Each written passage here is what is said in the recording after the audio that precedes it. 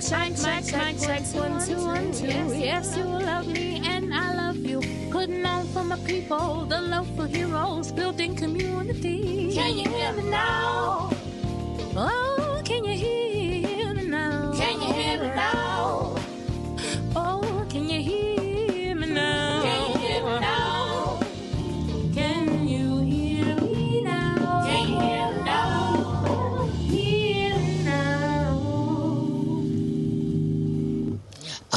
All right, can you hear me now? Welcome back to GoneMad Presents. I'm Lady Madelyn with my beautiful co-host, Miss Vicki Merriwether, who I love. Yes. And we've got two special guests with us today, Mr. Marcus and Mr. Kevin. Listen, we're going to talk about some self-care versus self-tendering. Now, you go ahead and confess up. She already knows. So you know how God works. When you're working on something, he tends to work on you first before he presents it to others. So this is for me. I have to be honest. I was sharing with them, she was sharing that I'm always busy. And I was like, yeah, I got things to do. I got to automate. This one over here going to talk about, where's your self-care? Oh, ouch. So we're going to talk about some self-care, self-tendering things today. Welcome, gentlemen. Thank you. To the show. Thank you. Wow. So, we were hearing this mantra of self-care, but y'all are talking about self-care versus self-tendering. Let me, before we get into that, I need them to talk about you. I got two black men here, y'all, in this space. Yeah. So, Mr. Marcus, Mr. Kevin, y'all tell us a little bit about who you are first. We'll jump into that. So, first of all, thank you for having me. Can you hear me now? I can hear myself. No, first, thank you for having us on. We appreciate you all for just being so hospitable to us. But I'm Kevin Overton-Hadnot, born and raised from Austin, Texas. So I'm from right here, from around the corner, actually. Grew up down the street from my church, David Chapel. So I guess I'm a unicorn in this space. You are a unicorn, yes. So not only a unicorn as if I'm from Austin, but also a black male therapist. Yeah. So, went to seminary in the Southwest here in Austin as well, and finished my clinical mental health counseling license degree. And now serving as a therapist, have a private practice counseling for us, and just able to really work with people on their healing journey. So I'm super excited to do that work every day. Love that. Yeah. Absolutely. No, thank you for having me. Yes. And unlike Kevin, Dr. Marcus, folks, I'm actually from Florida, so I've been living in Austin for about 3 years, but I've been a practicing mental health counselor for almost 10 years. And I love the work that I do, and I like instilling it onto others. And as a black male, I'm a unicorn in the space as a therapist. And so, yeah. Wow. And then on to my right, your left, What you want me to? Oh, okay. we have another counselor up in here. Another counselor. I need you to talk about you for just a minute. Oh, goodness gracious. Well, as y'all know, I'm Vicki Merriwether, and I finished the seminary of Southwest, and I am a counselor, a therapist, being supervised by Jimena Izaza, a wonderful person. And I did addictions for I'm an LPC, but I'm also LPCA, but I'm an LCDC, and did that work for about 30 years. And because of the work in addictions, I recognize some things that, people are, I ran across very few people that the alcohol, the drug was actually the issue. It was always the underlying stuff that was not being addressed. And so it got me, of course, interested. I've always been interested in mental health, but that just really made me want to do more and do private practice. So yeah, I do have a practice, and it is Clark Mental Health Solutions. Nice. Yeah. All on this table, I just love all of this knowledge and love in the room, wanting to help people on their journeys.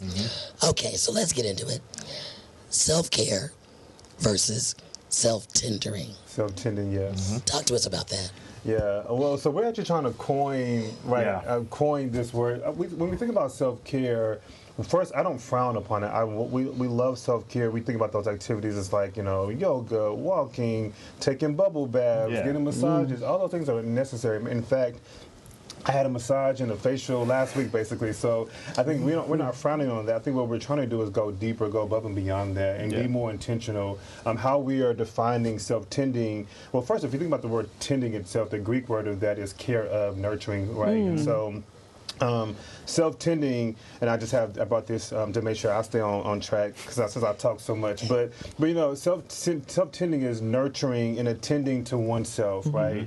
But in a way that meets your personal needs. But thinking about your intrinsic and extrinsic influences, right? And so I think, first of all, when I think about just really meeting my own needs, this is about you. This is about you. This is about me. Oftentimes. And again, I can arm wrestle with anyone. Self-care is really about how can I get myself better to really better support someone else, right? Which again is fine. But self-tending is really all about what are my needs and how can I take care of Kevin? What does Kevin need? And so, again, the definition is nurturing and attending to oneself by meeting personal needs in a way that considers both intrinsic or internal needs, or extrinsic or external needs, right? But also what we did at a conference so first of all, we spoke at Central Texas African American Family Support Conference. First of all, that is like probably the best conference on this side. It is great, yeah. So this really is a continuation of that conference, of that session that we did there. But I think what we did first of all, we juxtaposed both self-care and self-tending, but if we really pause to think about our needs, first of all, we have internal needs or influences, right? The extrinsic influences are maybe things that are coming from outside of you, right? Things like social support, work environment, cultural norms, external rewards. Intrinsic is more like emotional needs, physical well-being, personal values, motivation, those things that drive to really try to achieve different goals. So just knowing that, it's so much that we're trying to meet in terms of our needs, so we kind of often forget those things. So really by definition and really by activity, we're slowing down to think about those things, basically. So we're trying to go above and beyond self-care. Absolutely. Self-care has become so commercialized. Right? What is your self-care? What is your self-care? You hear individuals say, well, music, listen to music. Okay, that's cool. Like, we don't frown down upon that. But what is that music doing to you? What is it doing to you in order to help you reach that level of self-tending? Are you listening to music? Is that intentional? Or are you just doing it as a temporary calming effect to put you back at baseline? So we like to go above and beyond self-care to be a little bit more, intentional with self-tending. When you started talking about self-tending, and taking it back to the Bible, right? When I think about the shepherds tending their sheep, and the shepherd's role of ensuring that sheep is taken care of, and if it gets lost or wandering, going back and getting these very intentional, purposeful about the sheep. So when I heard self-tending, it's like, oh, I need to be intentional. About me and putting on and removing that stigma of being selfish, because many times when I think about myself, I think, oh, I'm being selfish. You're selfish. Well, no, I'm a shepherd of this vessel, and I'm taking care of this vessel. Absolutely. And I don't need permission to do that. This is a God-ordained thing I'm supposed to be doing. So I like that tending, because it self-care is like, oh, I'm going to go do something, right? Because I've gotten stressed. But tending is a 100% 24/7, 365, 366 on my birthday event. Right? I like that. Yeah, we actually learned a new word at our workshop. So it's not selfish, it's being self-full. Self-full, right? Self-full. Dr. Warren Wright. Dr. Warren Wright. So self-full. We have to rewire around taking care of our needs, right? We often pour from an empty cup. So the cup that I have is for me, and my overflow is for you. That is Absolutely. Yeah. Again, Dr. Warren here, but we just talked about that. Oh wow. Oh, wow. Yeah. We just talked about that. Well, most definitely. Yeah, and we think about the 23rd Psalm, my cup overfloweth. That overflow is for everybody else. Everybody else. But we're pouring from the cup that was intended for us. For you. Yeah. And we're empty.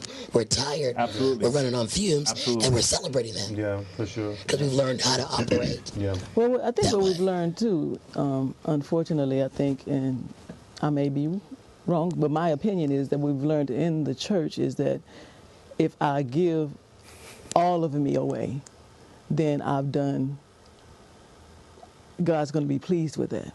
Mm-hmm. But then I'm giving all of me away. And I think that's why sometimes we end up dying earlier, is because we give so much of ourselves away and we're not taking care of the self. And sometimes, especially with a lot of my clients, we'll get into that self-care and they'll say the word self, but then they're being selfish. I'm like, and I have to sit back and say, no, you know, it's that piece where we really don't understand that I can't give all of me away because then there's nothing left in me to give. Yeah. And self, like you said, self-tending and self-care, we just have to kind of rewrite the words or say certain things that people will begin to understand in their minds, that they can wrap their heads around. Yeah, for sure. Absolutely. I think when it starts, it all starts with giving yourself that permission to do that, because we don't want to be sought as selfish or, you know, even though it's another word, self-full, but you got to give yourself permission in order to kind of connect that barrier, like saying, okay, like I don't have the strength, I don't have the energy, I can't do this. So I give myself permission to say no, to take time, to be intentional about my tending practices and doing what I have to do. She's cutting her eyes because yeah, that no word. The no is a complete sentence. No is a complete sentence. No, it is a complete sentence with an exclamation point sometimes. Oh, that Absolutely. part. That part. I was just thinking also, why is being full of yourself or self-full negative? You know, if I love me, that doesn't mean that I don't love you. Well, absolutely. If I'm shining on me, that doesn't mean you can't shine. And I just think we've created this, there's in this country, there is a thread of, especially for us, don't think too highly of yourself. Don't walk around like you somebody. And that has been implanted in us for many years. Sounds generational to me. Just a little bit, just kind of You think woven you all that? in. Was it the same? You think you all that? And a bag of chips. And a bag of chips. And I am. would go, Then I started saying, well, I am all that. And a bag, of chips. chips. Yes. And if you don't want to celebrate, that's okay. I can still celebrate me. So I love the fact that this is starting to become a conversation and a norm. And the more that we can put it in our children, because I think for some of us, it feels like an internal battle. It is an internal battle. With what we've been taught to now break that narrative. Well, are y'all finding some of that in some of your conversations with people? Absolutely. Last year, right, we talked about generational trauma and intergenerational trauma, and you know, it all started somewhere. And so some of these narratives that you speak of has been passed down from generation to generation, but it's time where we start breaking that trauma, breaking those, you know, those barriers and those chains to kind of change the narrative, because you can be self-full without being sought as selfish. You know, and being or too fond of your own self and things of that nature. So we've seen that a plethora of times. What are some things that people can, I don't know, like, how can you move past that? What are some tips, tools that people can maybe look themselves in the mirror and say some things? Or, you know, how do you kind of break past that narrative?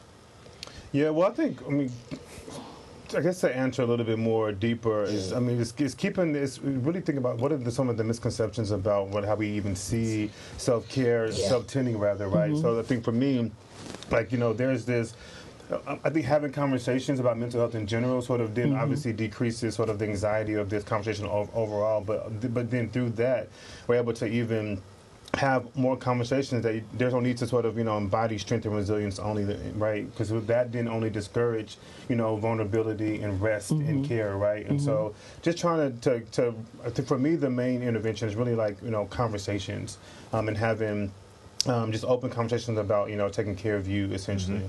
Yeah, definitely. Sometimes it can be difficult. One thing, we talk about difficult dialogues and having these difficult dialogues. You mentioned looking at yourself, giving yourself affirmations. Of course, give yourself affirmations. If y'all don't give yourself affirmations daily, we got to reconstruct that. We have to continue to give ourselves affirmations daily. Look at ourselves in the mirror and say, you are enough. You matter. You're doing what you need to do, and then, start there, because it can, yes, we will have external, stimuli, put onto us, but we also have that internal stimuli where we have to build that strength and be strong sometimes. So and the way to start that is through affirmations, those positive affirmations. We're sitting here, Vicki, with two young black men talking about feelings. Yes. Talking about. We have feelings, by the way. Definitely. We have feelings. I just remember, there's this whole stigma and narrative, especially with black men. Absolutely. We don't talk about feelings. You don't cry that much. How did you guys get into this space and being able to, I guess, put off to the side and step into that? Yeah, well, fast forwarding to coming into my program, I will say that the program itself, obviously, it forces you to think about feelings and emotions. I mean, it's one of the number one questions that we ask. Yeah. So by default, I had to sort of step into that space. But I love my program because it also forced me to do therapy as well, or encouraged me to do therapy. Yes. And I think it was at that place I was able to say, you know what? I have stuff going on with me that I had not, maybe the school pushed me to do, I probably would have kept under the rug.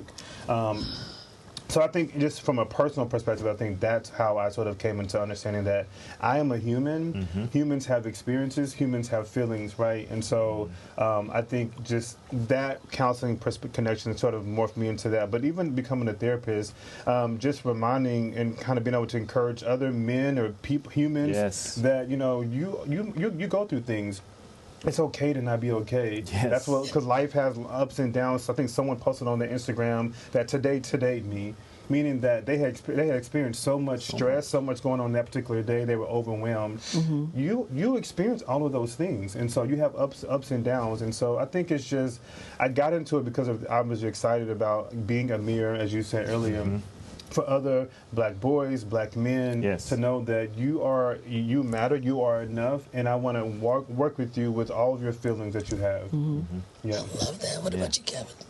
Dr. Folks, Yeah, absolutely. So same, in the counseling program, it kind of forces you to be vulnerable. It forces you to be vulnerable. Like, you have to be vulnerable because you're working with other people's vulnerabilities at the end of the road. To say you're not doing that, you're not. So how can you be vulnerable, or how can you expect their client to be vulnerable, and you can't be vulnerable yourself? It starts with you. It's a skill. It's a counseling skill. But I also, I had a support, loving mother, siblings, and they was like, do that, you know what I'm saying? And that's what really drove me to become a therapist. One of the things I like to say is emotional intelligence and emotional well-being, it causes us to be vulnerable, but it's a strength to be able to be emotionally vulnerable. You have to be strong in order to do that. Like, just because you're emotional or you're crying doesn't make you weak. Right? Although society and some individuals might see it as weak, but I see it as a strength because not everyone could do that. People tend to hold things in, and then when we hold things in, guess what's going to happen? It's bound to come out some way. It's bound to come out some way. It's bound to come out some way. So being able to be vulnerable and allowing yourself, giving yourself grace for one, and then allowing yourself a safe space. Not only a safe space, but a brave space. Brave and safe space. Safe and brave space. A lot. We say that a lot.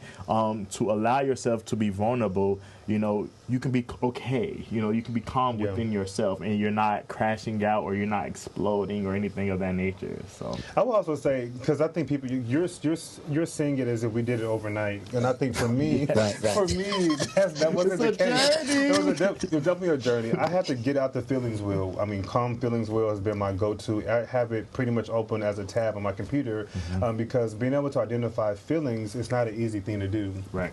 But I know I have feelings. I know I'm doing something. I know I'm behaving in a certain way. And so when those moments or experiences come up, I do have to refer. Okay, am I feeling discouraged today? Am I feeling sort of down? Am I sort of disappointed in something? Am I nervous? Am I overwhelmed? Yep. And again, the more it took practice. Let me say it that way.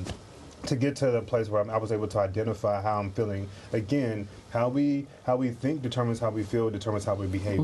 So all those connections matter. And so if I don't have that feeling, there's a missing piece of my puzzle. You know, I think for me when I was working, especially at my last place of employment, which I will not divulge the name. Yeah, I mean before I even started school, I worked with men.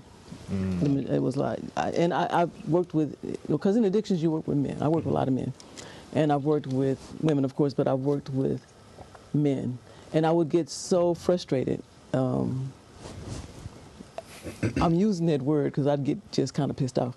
Sure. Because I would have therapists that were, and counselors that were not black, and I'd have black males on my caseload. Yeah.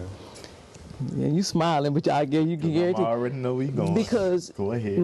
The black men that I would see, they would exhibit a lot of anger, and my counterparts would get a little nervous about that. Yeah.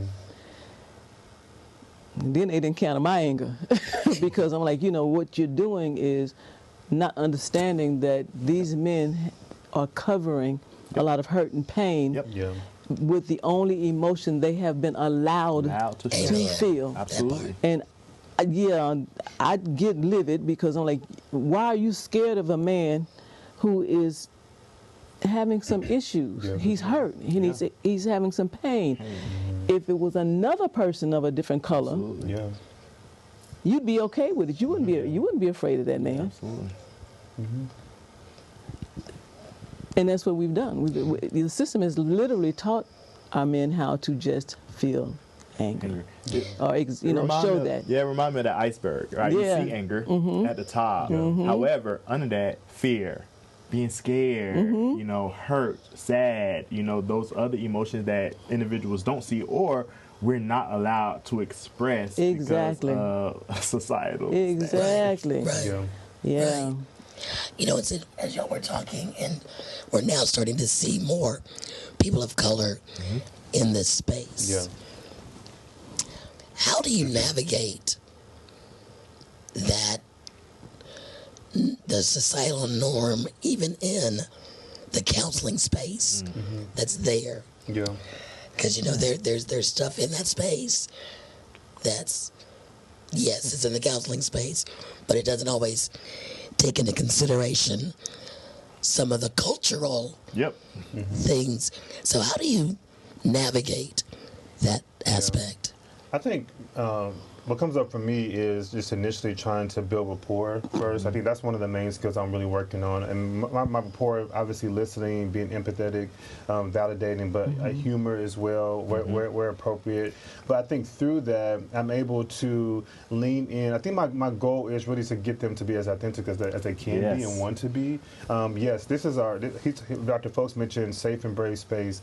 I kind of remind us, hey, this is a football huddle that we're coming into right now. Let's come in, let's talk about the play, whatever. Let's break this huddle and go into the real world.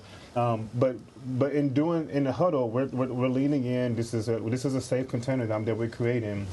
This is between you and I. So I just think that building on that rapport and engaging them to allow them to be their authentic selves, and even as men, let our hair down. I mean, because again, we have hair sometimes too, right? So it's just trying to allow them to be themselves in this safe space. And I think just that constant reminder and being. I'm obviously especially with my black men. I'm a mirror in front of you essentially. So just to allow yourself to open up. Facts. So yes, I agree with the rapport building, adding humor, adding some cultural backing into that as well. Like what things that we're known for, like in our community at the cookouts and things, right? But if my client can't give themselves permission, guess who gives them permission? I give them permission. Hey, I give you permission to show up here in this space as your full authentic self. I want you to. I actually encourage you to, because that's how we can do our work together, right? If you show up, I can't work under a mask. Like if you're masking who you are, or you masking your feelings or your emotions, then it's gonna take me extra hard to kind of pull that out of you. And why do that? And I know it can be difficult at times, but that's where I create this safe space, or this brave space. So I give my client permission, hey, I give you permission to show up. I want you to show up. Yeah, and also just knowing that we talked about the history of trauma, the history of black people in America, or persons of color here, I think just having that in my back pocket, right? Because I want to give permission, I want to use humor. I'm also just giving them space. If we want to pause here for a second, let's identify that emotion. Let's not rush through it. Or if you need space to kind of, maybe get more comfortable in how you even share and be vulnerable. I mean, vulnerability does not happen overnight. So of course, through that rapport building and that relationship building, maybe session 2, 3, 4 down the road, they'll get comfortable to share something about, maybe wife or friend or partner or career that they haven't shared before. So patience is probably the other thing I would say too. Both of y'all talked about, you mentioned the iceberg and then the emotions. Vicki and I have been talking about doing something with our children and coming up with this program to help young people have more vocabulary. Because as you said, sometimes you see the anger, that's the top of the iceberg. But as you peel back the layers, it may be, like you said, it may be insecurity or disappointment or fear of failure, whatever that thing is, past hurt.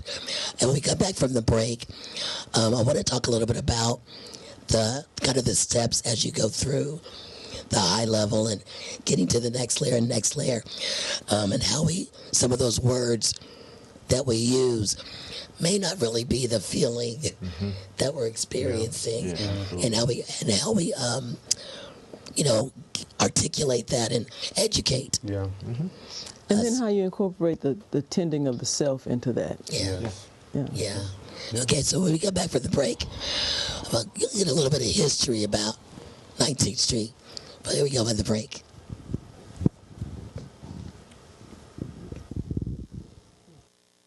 This is a blessed occasion because it brings a deep reflection that reminds me of many of our co-laborers and their life works. For a few minutes, I'd like to briefly take you back to some periods in history. 19th Street was a different time and a different place back in 1927, where we began at 2007 Whittier Street, a street that no longer exists because it is now completely encompassed by Dishfalt Field, which we all know. But the infrastructure, I want us to understand, was completely different for those of us who were not here to see it. But here we are beginning in 1948.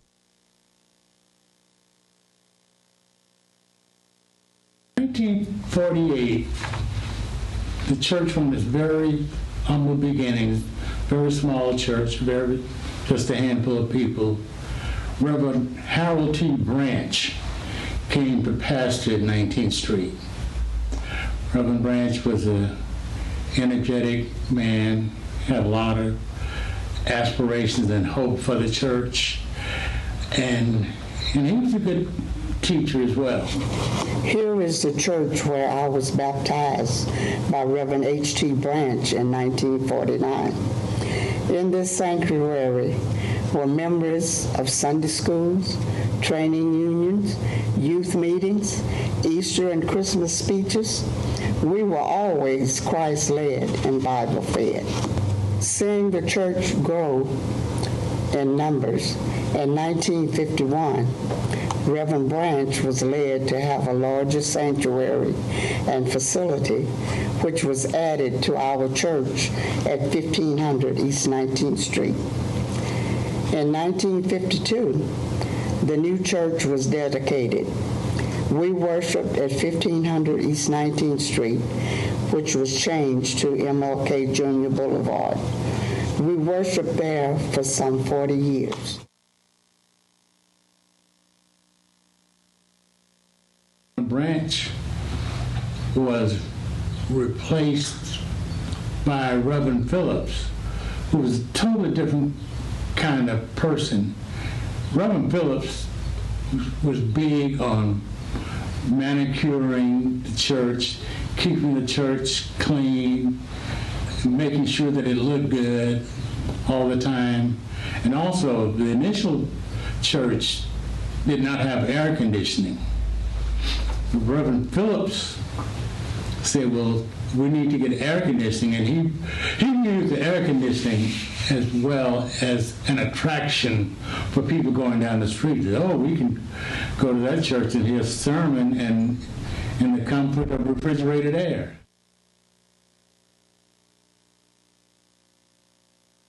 Reverend M.C. Arnold. Reverend Arnold came in. So one of the first things he did was he created a kindergarten. So 19th Street had a kindergarten, and a lot of people started coming back to the church again because we had babies here. And I remember those years because I was a janitor.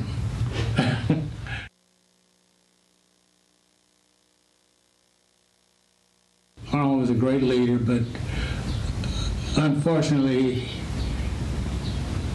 as everybody does, he passed away far too soon for us.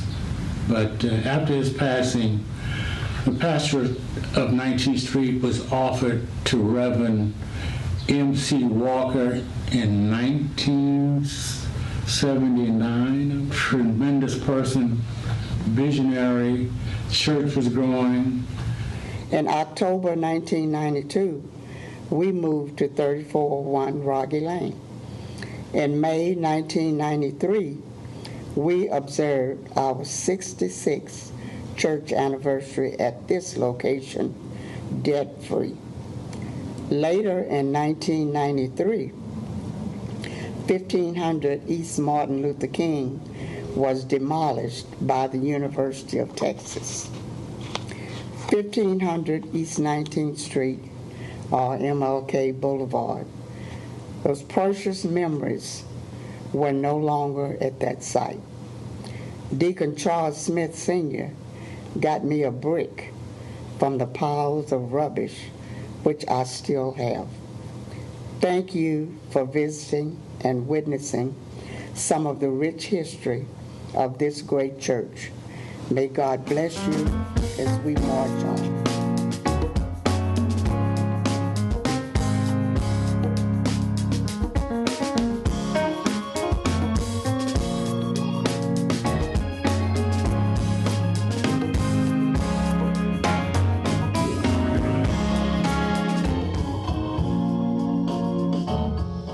Love that history, which kind of falls in line when we think about how we've grown, and not just in our culture from church, but in our conversations.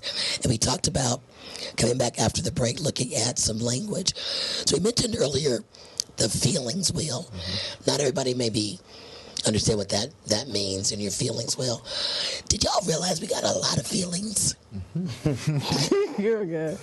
Not just anger, sad, like goes deeper. So I wanted to take angry for an example, since Vicki brought up an example of men in a session that their emotion that they looked like they were displaying was anger. Mm-hmm. But if you go down past anger, let's talk a little bit about what are some things next to that. Yeah, I mean, so if you're following the feelings wheel, which I think, well, on the feelings wheel, if you think about it, I mean, the one I typically use is from Calm. They have like an app, but they also have a feelings wheel online, and actually like a feelings wheel journal guide. So it's really like a very, they take it serious over there with the feelings wheel. So I appreciate that. But yeah, it allows you to think about your emotions in primary, secondary, and tertiary categories, if you will. So anger would be more one of those primary emotions, like on the inner, it's kind of the opposite. So anger to get to that point, and then sort of you may be sort of let down. So now you're operating and behaving out of anger, right? Because you're let down.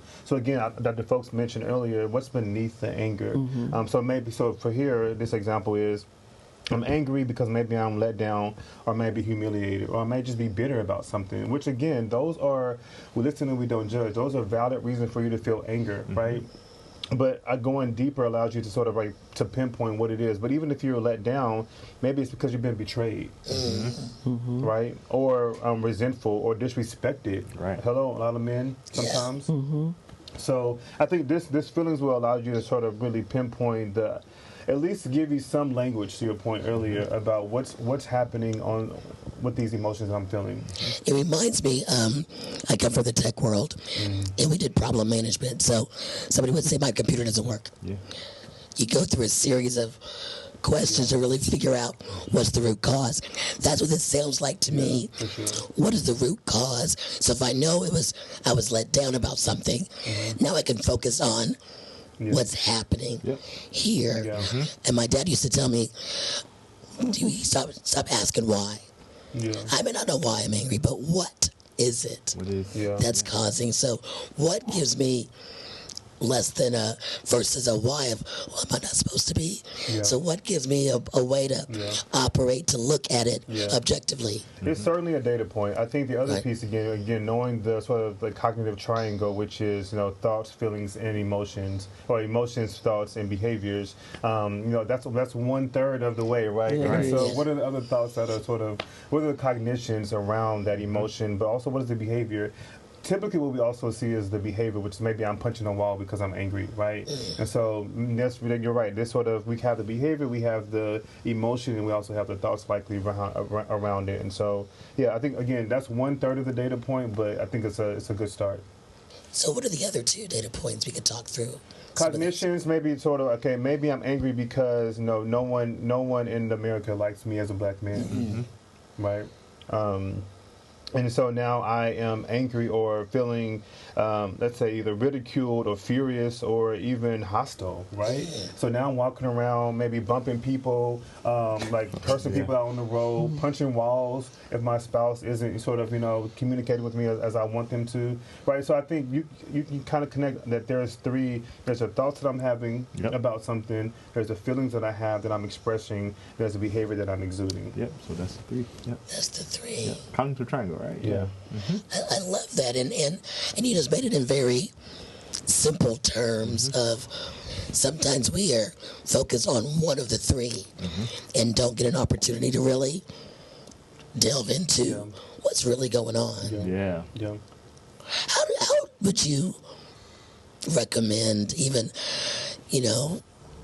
parents, I'll just do with parents and children. Yeah. Because children our youth right now, they're calling right now, are so focused on this. And we're not seeing a lot of conversations.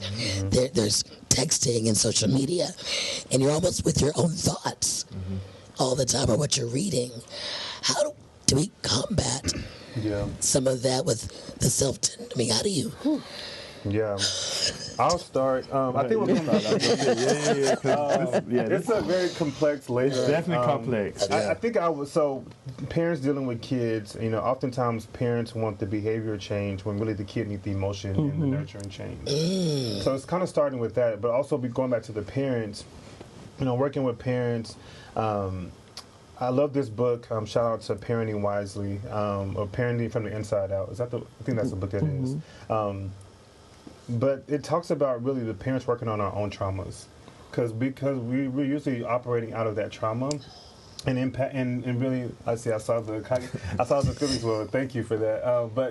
And so really I think with parents is really working on what's going on with me, how can I work on myself a little bit more, because I think through that we can see some of the pillars of joy, not parenting, not gentle parenting, but more mindfulness in parenting, and really mindful parenting, and knowing how I'm showing up in those moments when kids are having their big emotions. I'm not really matching energy with energy, right? Oh my God! So I think it's really starting with self and our own self-care, our own self-tending practices, so that we can show up in a more mindful way that brings joy to the room, that brings just mindfulness. And again, I'm not advocating for gentle parenting, I'm just advocating for mindfulness and mindful parenting. So that's parents, right? But also knowing, we talked about kids earlier, kids don't have the full range of words and even the ability to connect the dots with words and emotions just yet. So they have the behaviors down, but maybe not the way to express them in a more healthy way or in a way that we can understand. So obviously, what comes up for me with that is just sort of, I say it's almost like meeting them where they are and then getting them to where they have to go, right? And so there's a tool in a book that I'm thinking about. I'm losing it, but basically getting on their level. And we're matching their emotion with them, and letting them know that it is overwhelming. I see you, I hear you, and then giving them the logical tool that they need to sort of redirect, right? Connect and redirect. That's what it is. Yeah, but when you said that, especially with being overwhelmed, and that's the issue. I think a lot of times parents are they're overwhelmed, with their own things, and instead of trying to let the child do what the child does, what children do. It becomes more about a control thing. Yeah. And for some of us I've had kids, I'm like, if you try and control a child, you have lost your mind. I mean, literally, because you'll lose your mind trying to control a child. But it also teaches a child that they don't have the capacity or the space to be able to be who they are. And so a lot of working with parents is about getting the parent to know how to manage their own stuff, how to work on their own stuff, how to feel their own stuff. So when their child is doing what they do, you can go like, let child be child. Well, see, and that's part of the challenge, right? Because from a generation, this is just now being able to talk about, and we're dealing with generations like mine and yours and older. You didn't talk about feelings. Do as I say. I say this, my way or the highway, absolutely. So, so even some of us adults, we don't even have, we just know anger, or we just know behavior, but we don't know beneath because we were not even allowed. Allow that space. That space, that permission to. And for good reason. Exactly. Because showing your feelings in certain spaces can get you killed at a certain time. And see, so this, absolutely, and even now, because I was hoping to raise a young black son, and it was like, okay, listen, when you go out this house, this is how you need to behave and move, and you can be upset, but you can't show. Right. So that's an interesting dynamic that we're dealing with right now, even today, as we're talking about it. How can I really express myself? Is it safe? Can I not? Like, that's a real thing. And it's stressful. Very much so. How can you tell a person they can't be themselves out in public around their people, right? You have to show up like this outside, right? And it's just like, that's hard because now I have to change my behaviors, and behavior modification is not as easy as one may think. You know, it definitely takes time. You know, and it's hard because even if I show up as my authentic self outside, someone might perceive it as negative or bad. You know, and so And you would think, and that's another pet peeve. We're supposed to be talking about self-tending, but for me, it's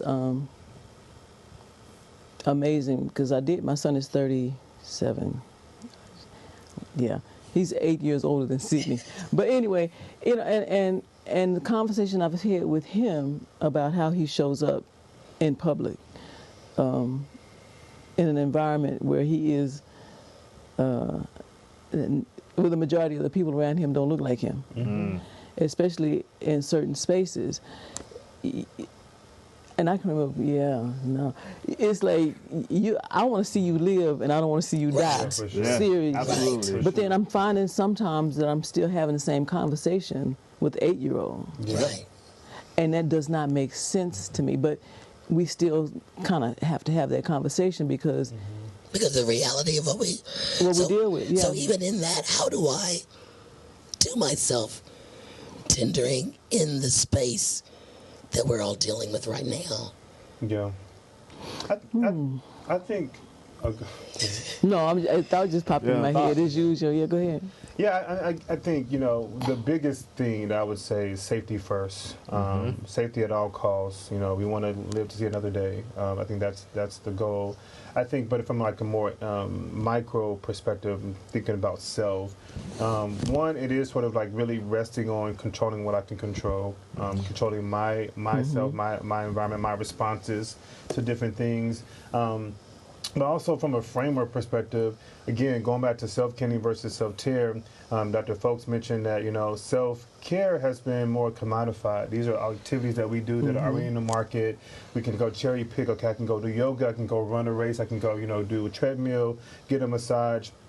These are things that are already sort of out there, but it doesn't really meet you. It doesn't really speak to whatever your own individual needs is. So again, figuring out what I need and what my body needs, what my mind needs in those moments that I'm having just stressful days, stressful weeks. I think again, so it's bringing it down from like the greater macro perspective to like what can I control in my own environment here. Yeah, it goes back to what is that prayer? Lord, grant me Serenity prayer. I have that on my work computer.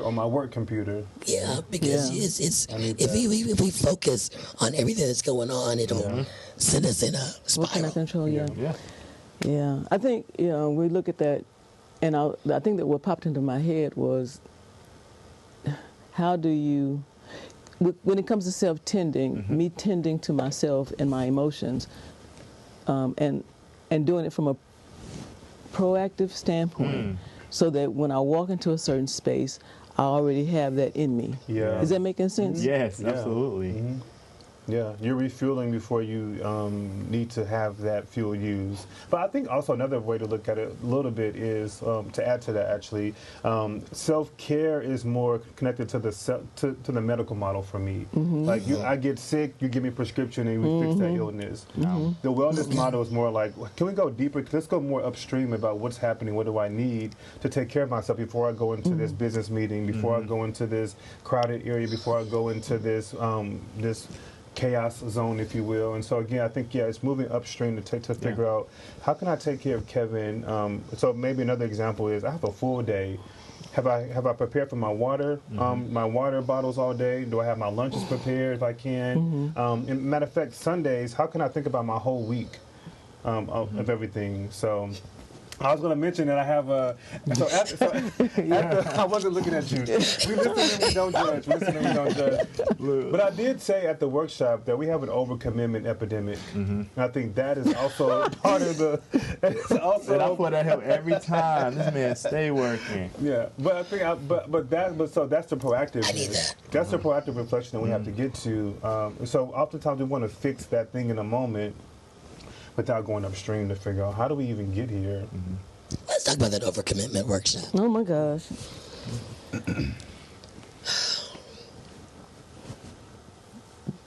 I'm sitting there for just a minute because reflect as you should for self-tending. When I think that is there. See, it is reflection. You gotta, because that is what I have to do is take a breath. Before I respond. And that's not even just for somebody asking an engagement. Just, you mentioned it earlier, breathing does something physical to your body. So even in the self-tendering, whatever that moment is, taking that and then saying no. And being okay with that, I think too, is absolutely giving yourself grace, being okay with it. I'm overworked. I'm tired. So I'm not going to show up. I had an event that I had to be at that I was supposed to be, and it wasn't. Thankfully, it wasn't a lot of money, but I was going to go sick, or I was going to stay at home. Yeah. Now in my past, I probably would have went sick, not just not feeling well. This time I was like, you know what? I just don't have the ability. I don't have it in me to show up today. Being okay with saying, I can't do that, and paying attention to the body and saying, my body's saying, you better shut down or I'm going to shut you down. And the craziness about God will shut you down. So, and I mean, seriously, and you don't want to get to that point where your body's saying, I've had enough. So, or your mind. I was gonna add. So one of my fellows, Dr. Pebbles, she talks about the 5 evils of society. So I think I'm setting this up to say I give you grace. I give myself grace. Because one of those evils of society is capitalism, right? White supremacy. That we are born in this curriculum of grind culture. Our worth is attached to how much we get done. So there's no wonder why we're trying to hustle and bustle and shine bright like a diamond, right? I think at the end of the day, that's kind of born in us, right? And so what we have to do is really give ourselves the new permission and updated permission to sort of say, you know what, I deserve to take care of me today. I want to be self-full. I want to be able to pour out of this glass, but I can't if it's already empty or even halfway. I am a whole person, but if I'm giving myself away, then what am I giving away? I'm giving fragments away, which means I'm becoming, I'm dehumanizing myself essentially. And we've already experienced that in America, so we want to go back, right? And so, it's trying to like change our perspective and like really, pick a moment to, to start now and say, you know what, I need to take care of me and decommit to some of those things if I can. It was definitely hard, and that we continue to say, oh, it's hard. You have needs. You have things that needs to get done, right? We have bills. We have children. Some of us have children, and you're everywhere. And he was like, I need this. I need the grind culture, right? I need the finance. I need my finances where it need to be. So yes, I am going to say that if it comes with a check, but then your body is going to say, nah, eventually. Your physical, emotional well-being is going to say, nah, you can't. It's just not there. The thing about self-tending is we don't want to get there either. Like we do not want to get there because your body is going to crash. You're going to crash, right? And so you have to start putting it into everyday practice. Self-care, but also self-tend. Be intentional. At the workshop, this conversation is very important because at the workshop we asked a simple question: how much time do you give yourself to even reflect about what your needs are? So oftentimes we do it in a bubble bath. Maybe we do it like getting into the car. Okay, what's my day gonna be like? But most people kind of say maybe 5 minutes, 5 or 10 minutes at max a week almost. And this is no research. This is no data. This is no data yet. But it's again. So we're all in good company. So I think that's the mantra. But I think we're also pushing and challenging ourselves to think differently about. Okay, we have all these needs that we're trying to get, intrinsic and extrinsic needs that's driving us. How can we nurture those in a way that really attunes and is more intentional? When I used to do some of the self-care stuff, and I tend to think of it in a very, and I think you may have seen it, but it's another wheel, and you did it for me that day, and I looked at spiritual life, spiritual, emotional, and I'm losing it, social, financial, and it was like 8 areas, and then I would let people pick the areas or add or take away as they needed, but I would ask them on a daily basis which ones, how are you working on this area of your life? Love it. And most times they will say it's too many areas for me to do it. I'm like, no, because if you're doing the walk, then you may be doing the spiritual as well as the physical at the same time. So how are you working on these areas so that you don't get to the point where you're burning out, crashing out? Because if you let something go, then you're going to be trying to catch up, and catch up is hard to do. Absolutely. Yeah. Church figure, y'all can't see me. I think I'm like this. Look, he's hot. You're right. It is very difficult to do. So it's I liked how you said, it's like re-giving yourself this new permission because of breaking down those barriers. And we're constantly fighting those barriers because you're constantly bombarded with daily. The noise. And then social media, you're seeing everybody shine. And like, wait, I should be shining too. But this is really it's false. It's not real. And that's, we talk about kids. Kids like, I want that, but it's not real. It's not reality. It's not real. They're struggling. Like the influencers that are out there, no shade to some of the influencers, they have their trials and tribulations that they're trying to navigate as well too. But you won't see that, on the screen. And a lot of kids like, this is what I need. This is what I want, because they're living their best life. I was talking with somebody earlier, and I love watching movies. Yeah. And it feels like we're in the Demolition Man experience. I don't know if y'all are probably too young to know that movie, but it was a futuristic movie where people didn't go out. Everything was virtual. Okay. So they had relationships virtual. Everything was virtual. And Wesley Snipes happens to get out, and he comes from the physical world. I'm saying all of that to say, we're now entering this space of virtual everything. Technology, data technology. And it's going to be so important to have that self-tending yourself. Yes. And giving your permission to turn this off. Yeah. That's what's hard, because this has become an addiction and an attachment, and almost necessary. If you don't have a phone or the internet, you may not be able to do things. So it's how do you like that? Wow. It's an interesting space we're in now. And I was thinking about that because, like, again, when I was growing up outside the church, when our parents were in meetings, we have the jump rope, or we'd be doing the hand games and all that kind of. We'd be actually outside playing. Yeah. And so and we had rotary phones, or some of y'all don't even know. I remember the rotary phone. Yeah, that thing.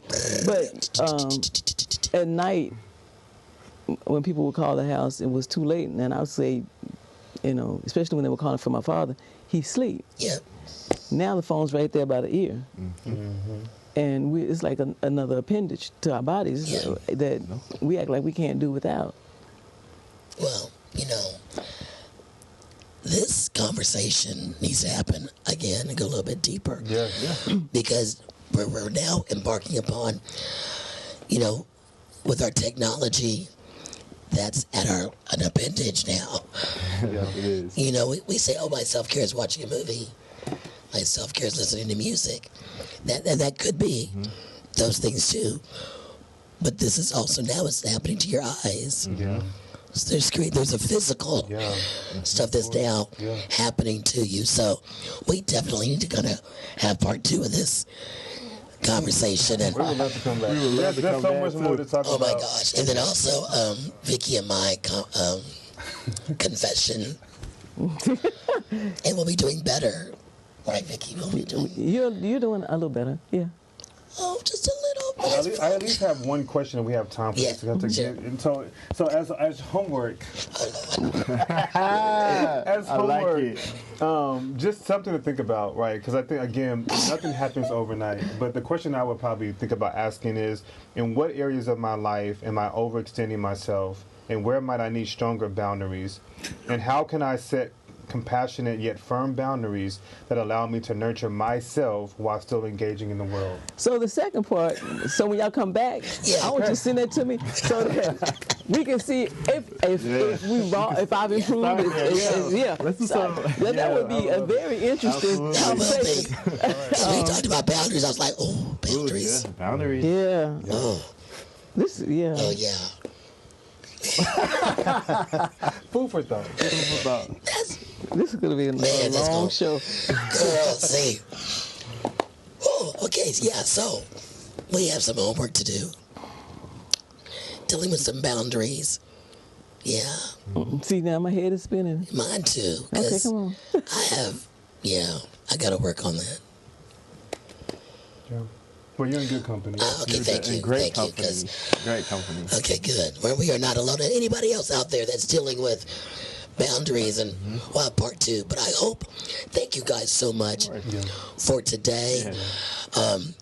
Self-tender, I like that term. Self-tendering, and we want to encourage us to make ourselves a priority and become self-full. Yeah. Thank you guys again. Thank you. Until next time, peace out. We love you.